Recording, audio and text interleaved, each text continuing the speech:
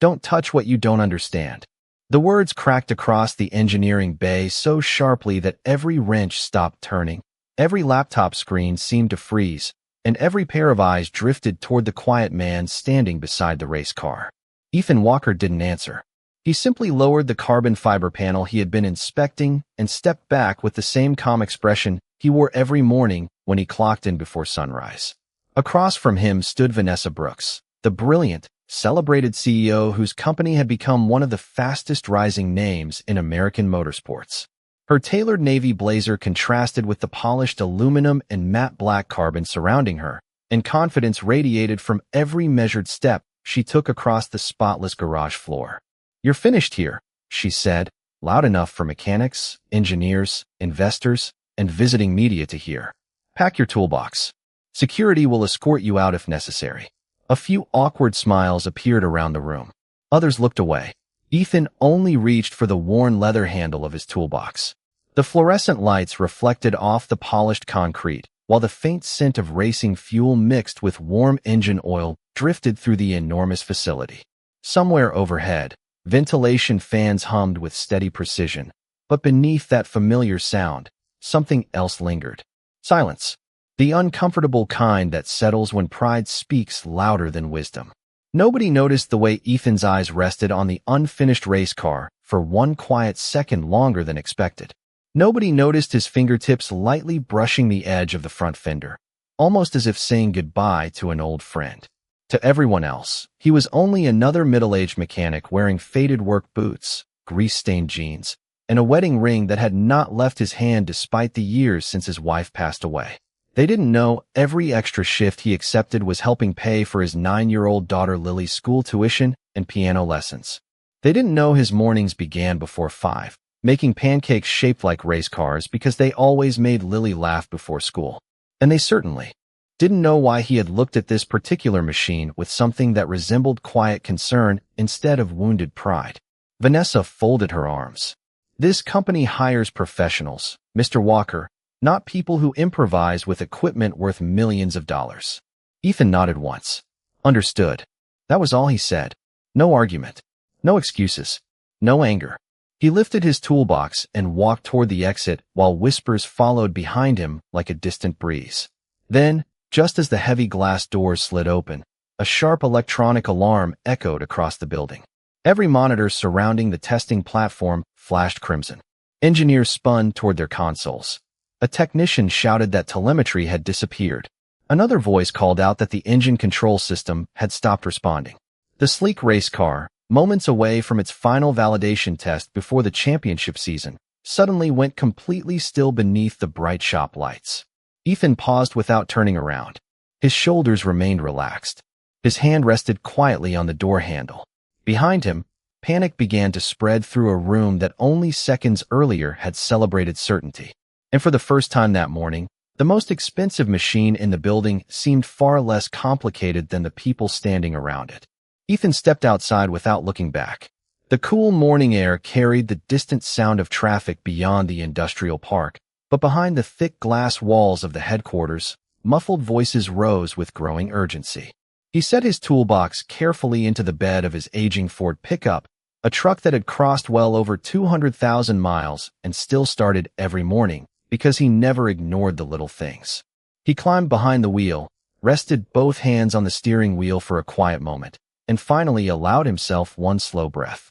Then he smiled, not because he had lost his job, but because he knew Lily would still be waiting at home after school with another impossible science question that only she could invent. She always believed her father could fix anything, from broken bicycles to broken radios, and Ethan had never wanted to disappoint that kind of faith. As he drove across town, sunlight spilled across rows of brick storefronts, family diners, and tree-lined neighborhoods that had become familiar after years of choosing stability over ambition. There had been a different life once, a louder one filled with airports, test tracks, and conference rooms where every minute carried the weight of million-dollar decisions. Those days had disappeared the morning his wife passed away, leaving behind a frightened little girl who needed a father far more than the racing world needed another engineer. Ethan had never regretted the choice. Every evening spent helping Lily with homework, every birthday cake baked from scratch, Every Saturday, repairing neighbors' lawn mowers for extra income had quietly become victories no trophy could replace. By the time the old pickup rolled into the gravel driveway of their modest house, the afternoon breeze was moving gently through the maple tree in the front yard. A small chalk drawing of a race car still covered part of the front walk, where Lily had insisted she would someday build the fastest car in America with her dad. Ethan looked at it for a second before carrying his toolbox into the garage. Shelves lined the walls, filled with neatly organized sockets, hand tools, old blueprints, and carefully labeled storage boxes. Nothing looked expensive, yet everything had its place. Hanging above a sturdy wooden workbench rested several framed photographs, turned slightly toward the wall, almost hidden from anyone who walked in. Ethan never displayed them for visitors. They belonged to another chapter of his life. He reached for a clean shop towel and quietly wiped a thin layer of dust from a weathered notebook resting beside a scale model race car. The notebook was filled with pages of precise sketches, airflow calculations, suspension geometry, and handwritten observations gathered across countless sleepless nights. Before he could open it, the front door burst open inside the house. "Dad, I am home," Lily called with cheerful excitement. Ethan immediately closed the notebook and smiled. "Garage first or snack first?" he asked. "Snack first," she answered. Without hesitation, he laughed softly, washed the grease from his hands, and followed her inside. Miles away, alarms still echoed through the headquarters as engineers searched desperately for answers. They examined software, sensors, and wiring harnesses. They blamed hardware, suppliers, and timing. Yet none of them noticed the one detail Ethan had seen before he quietly walked away. The next morning began with confidence that slowly dissolved into quiet frustration. Inside Brooks Performance Engineering, every conference room filled before sunrise. Digital dashboards glowed across giant screens, displaying streams of telemetry that refused to make sense. Senior engineers reviewed thousands of lines of diagnostic data, while software specialists insisted the problem had to be buried inside the control system. Another team dismantled sections of the rear suspension, measuring every bolt twice and replacing components that had never failed before. Yet each new attempt ended exactly the same way. The race car awakened for only a few moments before the warning lights returned like unwelcome guests. Vanessa Brooks stood silently at the edge of the engineering floor, watching experts with advanced degrees disagree over problems they should have solved hours earlier. She folded her arms, refusing to let uncertainty show on her face, but the pressure around her continued to grow. Investors expected results before the weekend. Sponsors wanted confirmation that the championship launch would remain on schedule. Every passing hour quietly erased confidence that had taken years to build. Across the room, Richard Bennett, the oldest engineer in the company, leaned over the front wing with careful eyes that had witnessed 4 decades of racing innovation. Unlike the younger engineers, he was not staring at computer screens. He was studying the machine itself. His fingertips traced the edge of a carbon fiber duct before stopping on a small mounting bracket hidden beneath the nose of the car. He frowned. It was an unusual design, elegant but unconventional. Most people would never notice it. Richard closed his eyes for a brief moment, as if searching through memories stored years earlier. Then he slowly opened an old maintenance archive on his tablet. Hundreds of engineering files appeared, many dating back to projects completed long before Brooks Performance Engineering existed. He searched one name after another until his hands suddenly stopped moving. His breathing grew quieter. The same bracket, the same airflow channel, the same handwritten notation. Richard whispered to himself, "It cannot be." One of the younger engineers overheard him. "What did you find?" Richard did not answer immediately. Instead, he enlarged an old technical drawing. At the bottom of the page, beside a faded approval signature, appeared a name few people in the company recognized anymore. Ethan Walker. Richard looked back toward the disabled race car, and then toward the empty workstation that had already been cleared the previous afternoon. A memory surfaced from years before, when an impossibly young engineer had challenged accepted aerodynamic theory and quietly solved a problem that every major team believed impossible. He remembered another habit as well. Ethan never argued when others dismissed his ideas. He simply waited until the car proved him right. Richard walked toward Vanessa with slow but determined steps. "We have been asking the wrong questions," he said calmly. Vanessa barely looked up from another disappointing report, then asked the right ones. Richard placed the old drawing in front of her. "This car is speaking a language only one person here ever truly understood." Vanessa glanced at the faded signature without recognition. Richard met her eyes with complete certainty. "The man you dismissed yesterday was not simply maintaining this race car. He was protecting it from a mistake the rest of us have not even discovered yet." For the first time since the alarms began, the room became completely still, and certainty quietly gave way to doubt. Vanessa stared at the faded signature for several long seconds before sliding the tablet back across the conference table. "One old drawing does not explain why our prototype failed," she said, keeping her voice steady even as uncertainty crept beneath every word. Richard Bennett did not argue. He simply opened another archive, then another. Each file revealed the same unmistakable handwriting, the same meticulous calculations, the same habit of documenting tiny details most engineers ignored. Airflow corrections measured in fractions of an inch. Cooling revisions explained with simple notes instead of complicated language. Suspension geometry refined through patient observation rather than expensive simulations. The younger engineers gathered around the screen one by one. Their conversations faded. One whispered, "These designs are years ahead of their time." Another quietly added, "We are still using half of these concepts today." Richard nodded. "Most of you never met the man who wrote them. He never wanted recognition. He only wanted the car to be right." Across the engineering floor, technicians rolled the race car back onto the alignment platform for another inspection. Bright white lights reflected across the smooth carbon fiber body, while diagnostic monitors continued flashing warnings no one could fully explain. Every sensor passed individual testing. Every replacement component checked out within factory specifications.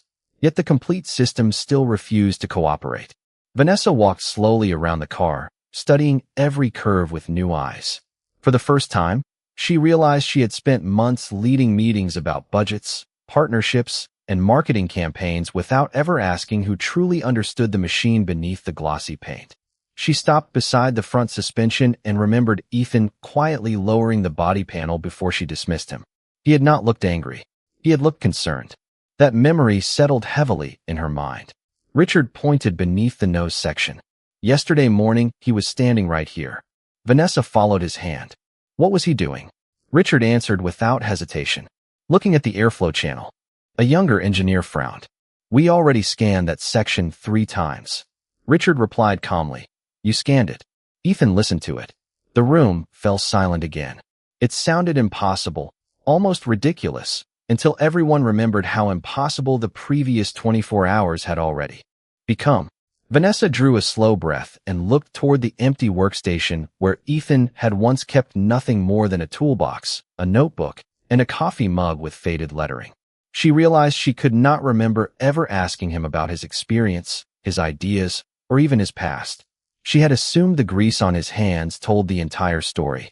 Outside the large glass windows, clouds drifted across the afternoon sky, while valuable testing hours slipped away. A message appeared on the main display announcing that the championship qualification session would begin in less than 48 hours. Investors were requesting updates every hour. Sponsors wanted reassurance. The company needed answers. Richard finally broke the silence. There are moments when pride becomes more expensive than humility. Vanessa lowered her eyes for a brief second before picking up her phone. She hesitated with her thumb above Ethan's contact information, understanding that the next conversation would not begin with instructions, contracts, or authority. It would begin with something she had almost forgotten how to offer: respect. The call came just as Ethan finished helping Lily assemble a small model race car at the kitchen table. Tiny plastic wheels, colorful decals, and instruction sheets were scattered across the wood surface, while the smell of grilled cheese sandwiches still lingered in the warm evening air. Lily carefully attached the rear spoiler and smiled proudly. "Do you think this one could win a race someday?" she asked. Ethan smiled back. "Anything built with patience has a chance."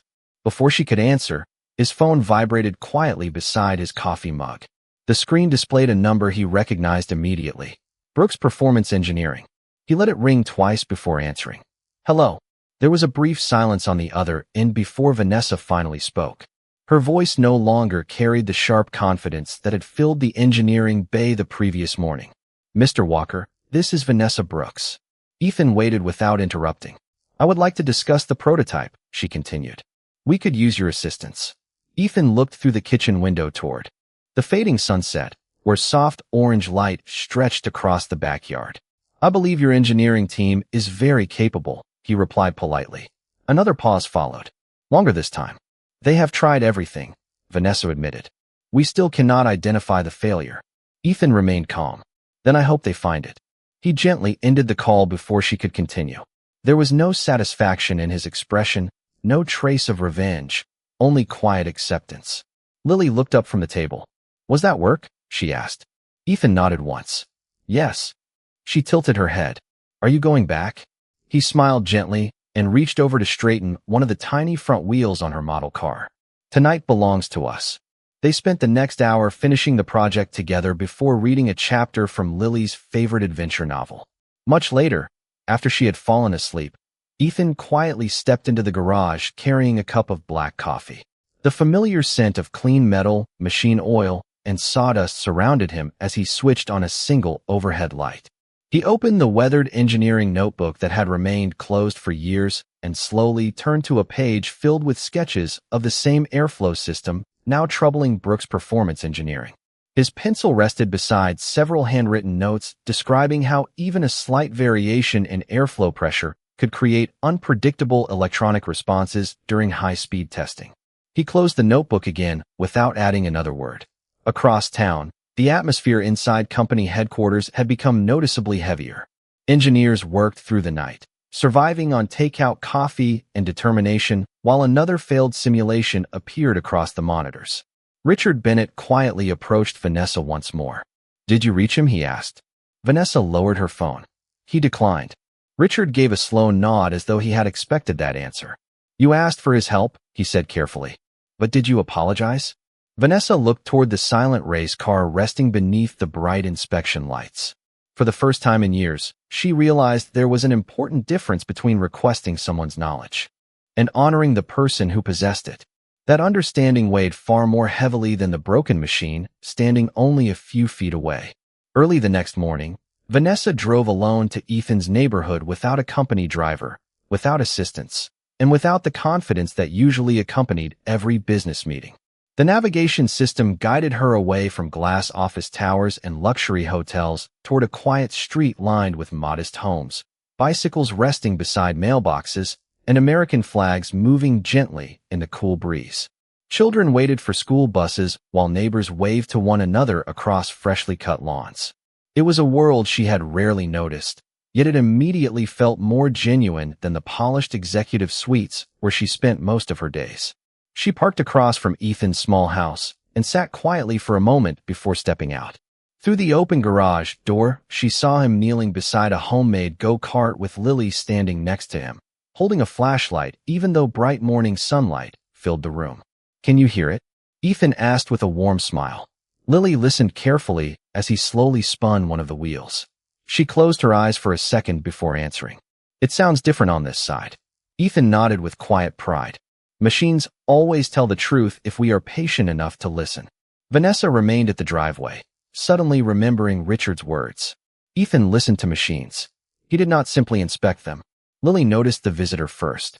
"Dad, someone is here." Ethan stood, wiped his hands with a clean shop towel, and walked toward the driveway with the same calm expression he had carried through every difficult moment. Vanessa took a slow breath. "I owe you an apology," she said before anything else. There was no audience, no conference room, and no cameras. Only a father, his daughter, and the soft sound of birds in the nearby trees. "I judged your position instead of your character.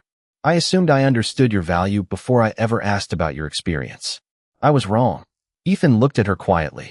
He did not rush to answer. Behind him, Lily carefully continued organizing sockets into their proper places inside the toolbox, just as her father had taught her. Finally, Ethan spoke. "Thank you for saying that." Vanessa continued. "The prototype still cannot complete testing. We have examined every system we can think of. Richard believes you saw something before you left." Ethan glanced toward Lily, who was pretending not to listen even though every child naturally listened when adults whispered. He smiled gently. I promised my daughter breakfast at her favorite diner this morning. Lily looked up with bright eyes. Pancakes. Ethan laughed softly. Blueberry pancakes. Vanessa nodded with understanding. Family comes first. Ethan appreciated that answer more than she realized. After a brief silence, he finally said, If you are willing to wait until this afternoon, I will stop by your facility after Lily returns from school. I am not coming back as an employee. I am only coming to help solve a problem. Relief quietly crossed Vanessa's face. That is more than I could have hoped for. As she walked back toward her car, Lily looked at her father with curiosity. Are you going to fix the fast car? Ethan smiled while closing the toolbox. I am going to help people who forgot that every machine is built by human hands, and every good decision begins with humility. That afternoon, Ethan arrived exactly when he had promised. His old pickup rolled quietly into the employee parking lot, standing in sharp contrast to the polished executive vehicles surrounding the headquarters. He stepped out carrying nothing except the same worn leather toolbox that everyone had seen countless times without ever wondering what experience it truly represented. Conversation slowed as he entered the engineering bay. Some employees lowered their eyes with quiet embarrassment. Others watched with cautious curiosity. Vanessa walked forward to greet him, offering a simple handshake instead of a speech. Thank you for coming, she said sincerely. Ethan nodded once. Let us see what the car is trying to tell us. No one spoke after that. The race car rested beneath bright inspection lights exactly where it had remained for nearly 2 days. Diagnostic cables still stretched across the floor while monitors displayed endless streams of technical data collected through hundreds of unsuccessful tests. Ethan did not look at the screens. He did not ask for reports. He slowly walked around the car once, stopping every few feet to study reflections across the carbon fiber body. Then he knelt beside the front suspension and gently rested one hand on the chassis without saying a word. Several younger engineers exchanged puzzled glances. Richard Bennett simply smiled, recognizing a familiar routine from years before. Ethan asked for a small flashlight, not a computer. He examined the airflow duct beneath the front wing before asking someone to rotate the front wheels by hand. He closed his eyes for a brief moment as the bearings turned. The faint sound of moving components blended with the quiet hum of ventilation fans overhead. Ethan listened carefully, almost as though every tiny vibration carried its own story. He stood and walked toward the rear of the car. Start the electrical system, he said calmly. The dashboard illuminated. Cooling pumps activated with a soft mechanical rhythm. Ethan tilted his head slightly. Again, the technician repeated the sequence. Ethan waited another few seconds before raising one finger. Stop. He reached beneath a removable inspection panel and lightly touched a wiring harness that appeared perfectly secured. Who replaced this connector? A young engineer answered, We did yesterday. The original tested within specifications, but we replaced it anyway. Ethan smiled politely. The connector is not the problem. He gently traced the harness several inches farther until it disappeared behind a structural brace. This support bracket is pressing against the cable whenever the chassis flexes under load. The pressure is small enough to pass every stationary inspection, but large enough to interrupt communication at racing speed. The room became completely silent. Ethan continued in the same calm voice. The electronic failure is only a symptom. The real mistake happened when this reinforcement bracket was installed 1/4 of an inch higher than the original design. Richard looked toward the archived drawing and slowly nodded. The measurement matched exactly. A technician quickly compared the installation with Ethan's original engineering notes. The difference measured almost precisely 1/4 of an inch. Nobody said a word. Nobody needed to. Vanessa watched quietly as years of assumptions dissolved in less than 15 minutes. Ethan had not solved the problem with expensive software or dramatic speeches. He had solved it by observing patiently, listening carefully, and respecting details everyone else had rushed past. In that quiet engineering bay, the loudest sound was no longer the machinery. It was the unmistakable silence that follows the moment when true mastery finally reveals itself. No one celebrated. There were no cheers, no applause, and no triumphant speeches. The engineers simply watched as the support bracket was carefully repositioned to match Ethan's original specification. Every measurement was checked twice. Every fastener was tightened with deliberate precision. Ethan stood a few steps away with his hands resting lightly on his toolbox, allowing the team to complete the work themselves.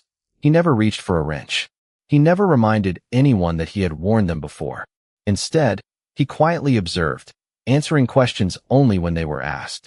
The atmosphere inside the engineering bay had changed completely. Confidence had been replaced by concentration, and pride had quietly made room for respect. Once the final inspection was complete, Richard Bennett nodded toward the lead technician. "Go ahead." The electrical system powered on. Diagnostic screens filled with green indicators instead of flashing warnings. Cooling pumps settled into a smooth rhythm. The engine management system synchronized perfectly with every sensor across the vehicle. Still, Ethan remained silent. "Start it," he said calmly. The engine came to life with a clean, confident note that echoed through the building.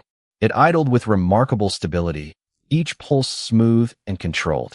Ethan listened for several seconds before giving a slight nod. "Now increase the revolutions slowly." The technician followed his instruction. The sound climbed evenly without hesitation. Every graph on the monitors remained stable. Temperatures stayed exactly where they belonged. Communication between every electronic module remained uninterrupted. One by one, anxious expressions softened into quiet disbelief. An engineer whispered, "We spent 2 days searching for a software failure that never existed." Richard answered with a gentle smile. Sometimes the smallest detail teaches the biggest lesson. Vanessa watched the screens without speaking. She had built companies, negotiated contracts worth millions of dollars, and led successful product launches across the country. Yet she had almost allowed one assumption about a person's title to destroy months of work. The realization settled deeply within her. Just then, the large entrance doors opened again. A distinguished man with silver hair stepped inside wearing a simple jacket embroidered with the logo of a legendary racing team. Several employees immediately recognized him. It was Michael Harrington, a retired championship driver whose opinion still carried enormous respect throughout American motorsports. He had arrived to observe the final validation test before the upcoming season. He noticed Ethan standing quietly near the workbench and smiled with genuine surprise. "I have not seen you in years," Michael said warmly as he walked across the shop floor. Ethan returned the smile with quiet humility. "It has been a long time." Vanessa looked from one man to the other. "You know each other?" Michael laughed softly. "Know him?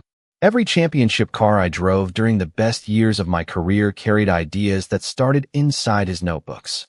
The newspapers printed my photograph after every victory, but the man who understood how those cars truly breathed never cared whether anyone remembered his name." The room fell completely silent once again. Younger engineers looked at Ethan with astonishment.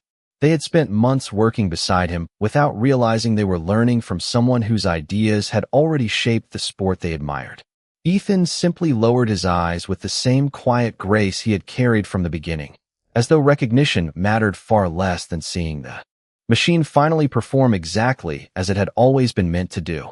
The following morning, the prototype rolled onto the private test track beneath a bright blue sky, its polished body reflecting the early sunlight as engineers gathered quietly behind the safety barrier. Nobody spoke with the confidence they had carried only days before. They had learned that confidence without humility could become a costly mistake.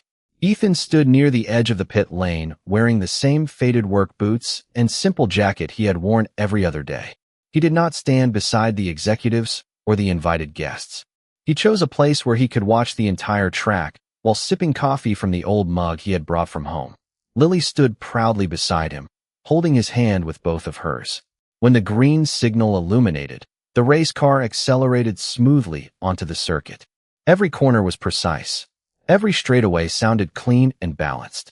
Lap after lap, the telemetry displayed flawless stability. Cooling temperatures remained exactly within target. Power delivery stayed perfectly consistent. The engineers who had spent 2 sleepless nights chasing invisible problems slowly began smiling at one another.